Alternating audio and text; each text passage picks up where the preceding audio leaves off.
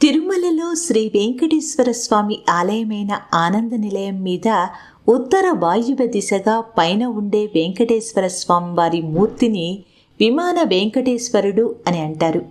విజయనగర చక్రవర్తిగా సాళువ నరసింహరాయల పాలనా కాలంలో వైకానస పారంపర్య అర్చకుడి స్థానం ఖాళీ కావడంతో ఆపద్ధర్మంగా శ్రీవారి అర్చకత్వాన్ని మధ్వ సాధువు గురువు వ్యాసరాయలు 12 ఏళ్ల పాటు నిర్వహించాడు.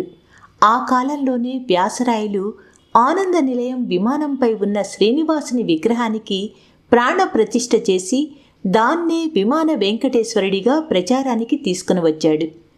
దర్శనం కాకుండా వెళ్ళిపోవాల్సి వచ్చిన వారు ఆ రోజుల్లో విమాన వెంకటేశ్వరుని దర్శించి తిరిగి వెళ్ళేవారు. ఇప్పటికీ వెంకటేశ్వర స్వామిని దర్శించుకున్న భక్తులు ప్రదక్షిణగా వెళ్తూ విమాన వెంకటేశ్వరుని దర్శించుకోవటం ఆనవాయితీ.